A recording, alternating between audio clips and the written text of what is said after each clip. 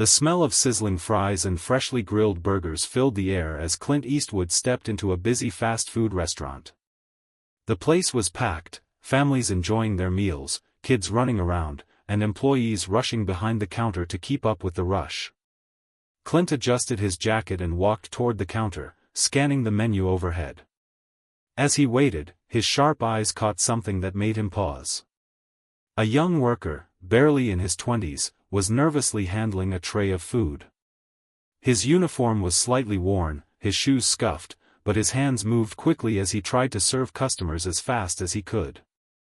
However, the man in front of him, a well-dressed businessman with an expensive watch, was clearly unimpressed. "You call this service?" the businessman scoffed, his voice loud enough for everyone to hear. "I asked for no pickles. Are you completely useless?" The young worker flinched. I am so sorry, sir. I'll fix it right away." He quickly reached for the tray, but his hands trembled, and the burger nearly slipped. The businessman sneered. "Pathetic. No wonder you're stuck flipping burgers for a living."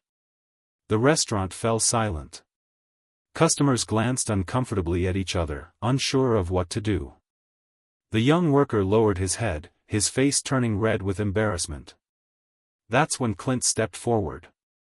His boots echoed against the tiled floor as he slowly approached the counter.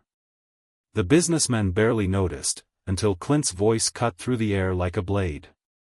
"You done?" The businessman turned, his smug expression faltering as he found himself staring into Clint Eastwood's piercing gaze. A hush fell over the restaurant as people recognized the legendary figure standing before them.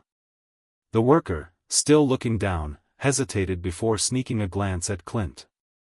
Clint took a step closer, his presence alone enough to make the businessman shift uncomfortably. "You get some kind of pleasure out of humiliating people?" Clint asked, his voice low but firm. The businessman scoffed, trying to regain his composure. "Excuse me? This is none of your business. This kid can't even do a simple job right." Clint raised an eyebrow. "A simple job, huh?" He turned to the worker. "How long you been working here, kid?" The worker swallowed hard. 6 months, sir." Clint nodded. "And you show up every day, do your job, work hard?" The young man nodded quickly. Clint turned back to the businessman.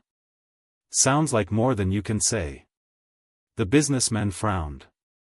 "What's that supposed to mean?" Clint leaned in slightly. "Means he's got dignity.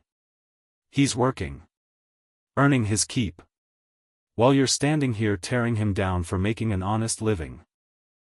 The businessman opened his mouth to argue, but Clint wasn't done. He reached into his pocket, pulled out his wallet, and placed a crisp $100 bill on the counter. "This is for him," Clint said, nodding toward the worker. "For showing up every day and doing his job with respect, even when people like you try to knock him down." The restaurant erupted into whispers. The worker's eyes widened. "Yes, sir, I can't take this." "Yes, you can," Clint said firmly. "Because you earned it."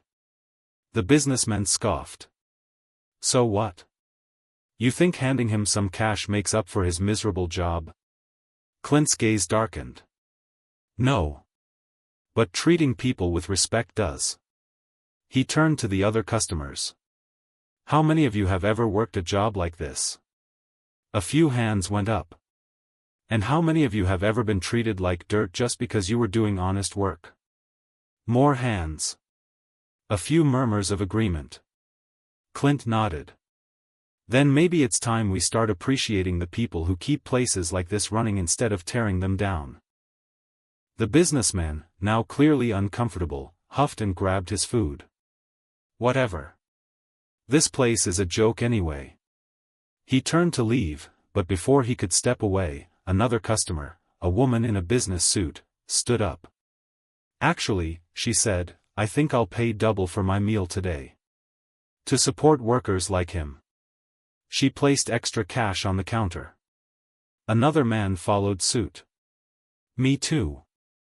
One by one, customers began stepping forward, placing extra money on the counter. The young worker looked overwhelmed, his eyes glistening with gratitude. Clint stepped back, watching as the small act of kindness spread like wildfire. The businessman scowled, realizing he had lost the moment. With one last glare, he stormed out of the restaurant, slamming the door behind him. The energy in the room shifted.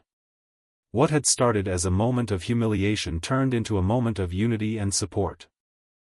The young worker wiped his eyes and looked at Clint. "Thank you, sir. I don't know what to say." Clint gave him a small smile. "Don't have to say anything, kid.